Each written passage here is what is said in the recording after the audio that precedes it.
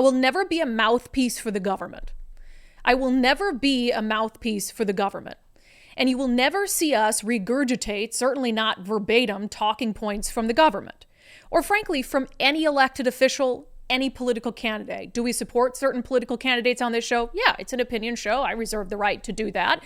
But if they misstep, if they lie, if they don't do what they say they're going to do, you're going to hear us call them out. It is a shocking day for journalism when we have more journalistic ethics than actual newsrooms.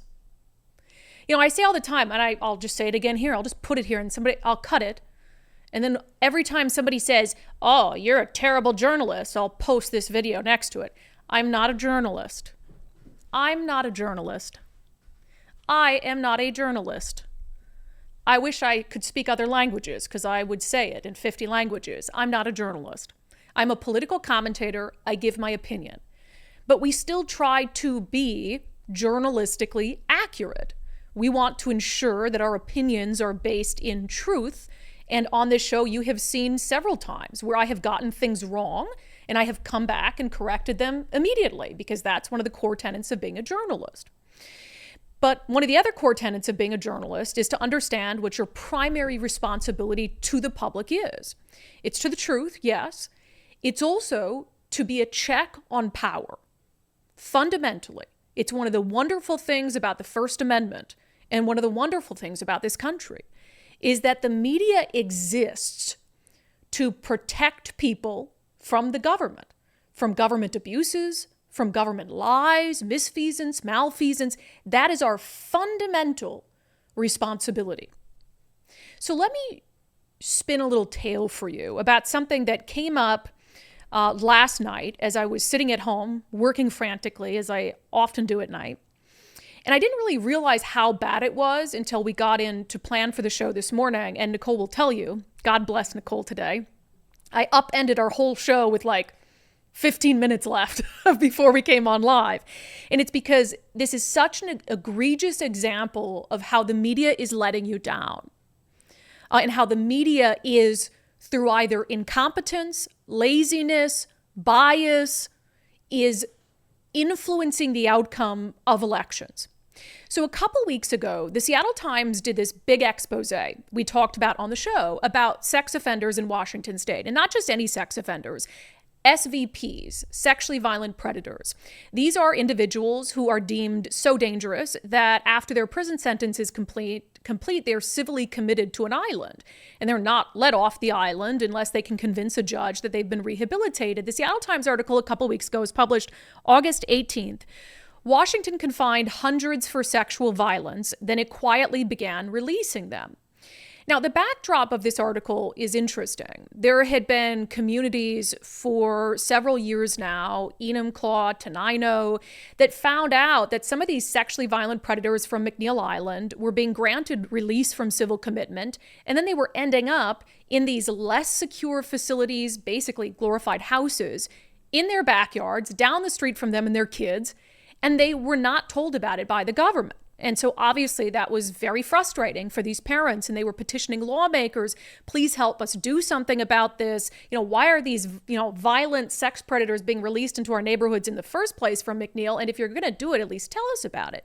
So the Seattle Times article, there was all this history there. And in fact, the Seattle Times had started its reporting on this investigative piece because it was from the Times Watchdog several years ago while this was happening in these neighborhoods. So there was a lot to be done on this. It was a very relevant topic. But the thing that got me about the Seattle Times article, which I expressed on the show when it came out, is it's talking about how in the Attorney General's office, which is tasked with keeping these sexually violent predators on McNeil Island, that under the current Attorney General, Bob Ferguson, which they never mentioned by name in the article, that the state has been rapidly and quietly releasing these sex offenders from McNeil Island into communities where 1 in 4 of them go on to commit new crimes, and where 1 in 9 of them or 1 in 7 of them go on to commit serious violent offenses. So the Seattle Times painted this tale of, look, whether you know it or not, the worst of the worst sex offenders have been quietly, rapidly over the last decade or so, been allowed to leave McNeil Island and go into a community near you. I thought the story was good, but what I criticized the Seattle Times for at the time was not mentioning Bob Ferguson and not mentioning the fact that as Bob Ferguson campaigns for governor, he has repeatedly bragged about protecting our communities from these sexually violent predators.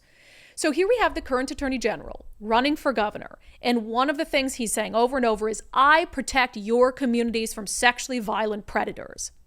Where, as the Seattle Times found out, sure, the attorney general's office might be successful in keeping some sexually violent predators detained to McNeil Island, but there is an awful lot of them that they're not successful in keeping there, or that they're just outright not standing in the way of leaving. So this gets a little convoluted, but it's really important to understand the journalistic malpractice at play here, right? So it's the job of the Attorney General's office to deal with the civil commitment aspect of sexually violent predators. So the Attorney General's office has to petition to take a sex offender and continue to have them committed after their prison sentence. They have to convince a judge that there exists enough evidence that this person poses such a risk to reoffend that we've got to, after their prison sentence is done, put them on an island. So that's the job by law of the Attorney General's office. It is then the job of the Attorney General's office to either stand in the way of, to fight back against, or to say, we're not going to fight back against sexually violent predators who petition for release, as is their constitutional right. In the United States of America, we can't just throw someone on an island after their prison sentence is complete and say, you're never, ever going to be able to get off that island. I wouldn't want to live in a country that did that, even when we're talking about violent sex offenders. So they have a constitutional right to petition for their release from the island. It's the Attorney General's office that stands in the way of that happening and decides either we're going to fight to keep them on that island or we're not. So Bob Ferguson is out there on the campaign trail for governor saying, I protect communities from sexually violent predators, when in reality, he is just sometimes doing the basic core function of the Attorney General's office. And he never talks about all the cases they lose. He never talks about the times they've gone to court to stop a sexually violent predator from getting off McNeil Island and weren't successful. He also never talks publicly in his run for governor about all the times that they have agreed that a sexually violent predator ought to be released from McNeil Island. Like in the case of a woman who was one of the first women in the country to get a sexually violent predator designation because she repeatedly raped a baby and is thought to have dozens of victims. Well, quietly during the pandemic, she wanted to be released, and the Attorney General's office and the Department of Social and Health Services says, yeah, we think she ought to be released because we can't say for sure, and our expert can't say for sure whether she's at a risk of reoffending.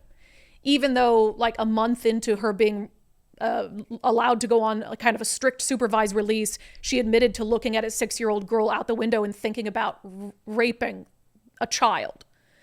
But yeah, so Bob Ferguson doesn't want to talk about cases like that, but he wants to make these broad, vague generalities about, I'm protecting communities from sexually violent predators.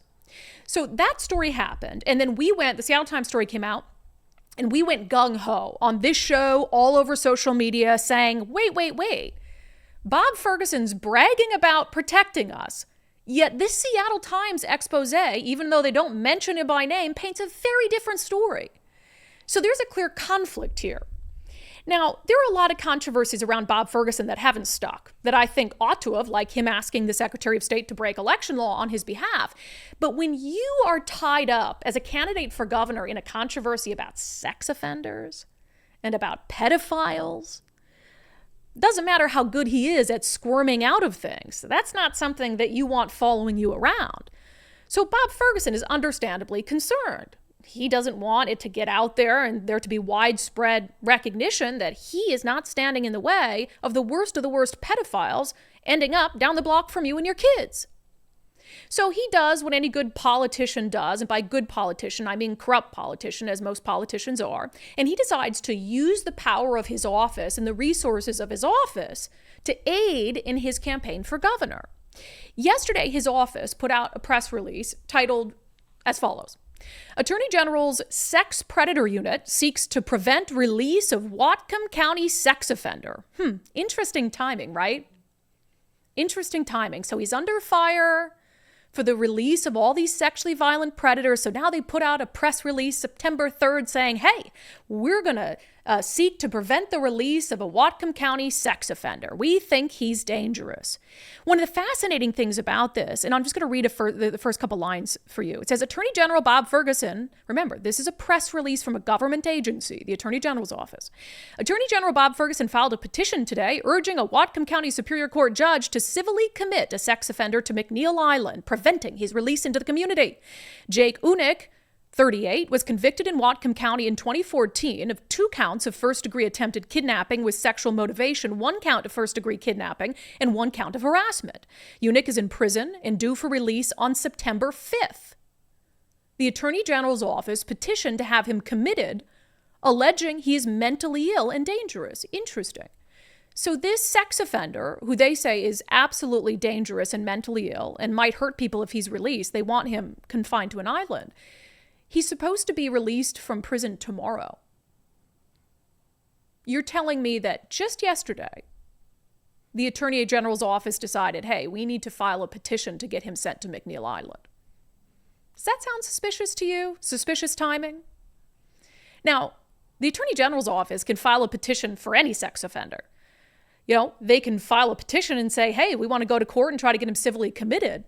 They don't have to have adequate evidence. They just go and maybe lose in court. So there's nothing stopping Attorney General Bob Ferguson from using this particular sex offender, not that I feel bad for the sex offender, but for using this particular sex offender to help his campaign and saying, hey, find me any sex offender who's about to be released from prison. Find me any sex offender, and let's petition to have that sex offender civilly committed to McNeil Island. We might not be successful, but we can put out a press release today saying, hey, here's Attorney General Bob Ferguson working to protect communities from sexually violent predators. And knowing Bob Ferguson, I don't put it past him that he's using the power of his office, just picked a sex offender, the very next one who is going to be released, who did something awful, and let's just use him as a pawn. Man, I never thought I'd feel bad for a sex offender. Let's use him as a pawn and try to get him put on McNeil Island. If it doesn't work out, that's fine, but the headline's still there. So in my mind, and I would say anybody who's thinking rationally and knows how Bob Ferguson works, you see exactly what he's doing here. Weeks of negative attention about how he hasn't done anything to protect his constituents from sexually violent predators. So they all of a sudden drum up a case where they say, we're petitioning to keep this dangerous sex offender on McNeil Island. It doesn't take a rocket scientist to see what's going on here, or at least to have some very serious, relevant, fair questions about the timing of it, right? Right? So in comes KIRO 7 News. Yesterday, KIRO 7 News posted an article about this effort from the Attorney General's office to get this sex offender civilly committed to McNeil Island. The headline of the KIRO 7 story, AG files petition to civilly commit Whatcom County sex offender. So I saw that news article and I responded to KIRO 7 and I said, the timing of this is very interesting, don't you think? That this is something the AG's office would want news coverage for at a time when he's being dinged for not being very hard on the worst of the worst sex offenders. And I wanted to give him the benefit of the doubt. And I read the whole article and I thought, well, maybe they'll mention the Seattle Times reporting. Maybe they'll mention the controversy around this. Maybe they'll mention the parents who fought against these releases 2 years ago. Maybe they'll mention any aspect of this story that is relevant, especially when it comes to an attorney general who's running for governor. But they did not. In fact, as I was reading that story last night, I thought, this just reads like a press release. This whole story just reads like a press release for Bob Ferguson's campaign for governor. And it bothered me. And I was like, another example of, press release reporting where there's no criticality, there's no journalism involved. The Attorney General's office sends out a press release. The media just says, okay, we'll do a story on that, even if we know that there are other motivations for why you might be bringing this case about, why you might be putting out a press release. We're not going to question it. We're not going to use an ounce of independent thought or intellect, and we're just going to report on what you say. So I was already annoyed with it last night. But then I took time today, sitting here before the show, and I put these two things side by side. I put the press release from the Office of Attorney General next to the news article from KIRO 7. And what I realized is this wasn't just press release reporting. This was a press release reported as news. Almost every single sentence in the KIRO 7 quote-unquote news story was taken verbatim from the press release from Attorney General Bob Ferguson, the frontrunner to be the next governor of Washington state. And the differences were minute and insignificant. For instance, in the first sentence from the press release, Attorney General Bob Ferguson filed a petition today urging a Whatcom County Superior Court judge to civilly commit a sex offender. KIRO 7. They added Washington Attorney General Bob Ferguson filed a petition Tuesday. Those are the only two changes in the entire article. They changed today to Tuesday and Attorney General Bob Ferguson to Washington Attorney General Bob Ferguson. And as it continued down, comparing the press release side by side with the KIRO 7 story, the same is true. It is verbatim, absolutely verbatim from the press release. Prosecutors will still have the burden to prove the allegations in court. KIRO 7. The AG's office says prosecutors will still have the burden to prove the allegations in court. AG's office. A jury verdict must be unanimous to continue to detain an individual on McNeil Island as a sexually violent predator. KIRO 7. A jury verdict must be unanimous to continue to detain an individual on McNeil Island as a sexually violent predator. AG's office. Washington's sexually violent predator law allows the state attorney general's office to petition for the civil commitment of a violent sex offender who, because of a mental abnormality and/or personality disorder, are proven likely to engage in predatory acts of sexual violence if released. KIRO 7 News. Washington's sexually violent predator law allows the state attorney general's office to petition for the civil commitment of violent sex offenders who, because of a mental abnormality and/or personality disorder, are proven likely to engage in predatory acts of sexual violence if released. I've never seen anything like it. I have never seen anything like it. And for those who are watching the show today, not listening, I'll just give you a visual. Again, the entire press release from the Attorney General's office next to the entire KIRO 7 news story. Besides maybe a couple words difference here and there, 100% of the KIRO 7 news story was taken from a government press release from the Office of Attorney General. A press release that very transparently was attempting to dig Bob Ferguson out of this scandal that he's in at a time when he is running an active campaign to be the highest elected official in the state of Washington. And KIRO 7 is doing their bidding. Hook, line, and sinker. If that does not scare the hell out of you, I don't know what will. If that does not reach the levels of, I'm going to say it, election interference, I don't know what does. You don't have to actively try to change votes, try to stop people from voting, trying to advantage yourself to be committing election interference. When you have media, and what did RFK Jr. call it? Media organs of the Democratic Party that are acting as extensions of a campaign, that is influencing elections to an extent that should never be tolerated. Now, we will reach out to KIRO 7 News. I don't know what the explanation is for this. I'm open to the possibilities. Those explanations could range from bias to laziness to low staffing to staff members who are unqualified to time constraints to needing to meet deadlines. But KIRO 7 has some explaining to do in any realm, at any time, election year or not. That's absolutely unacceptable. But the stakes are very high. And we are looking at failure from the media. You are propping up and acting as a propaganda arm for not only the sitting attorney general, but for the man who is the front runner to be the next governor of Washington state. It is journalistic malpractice.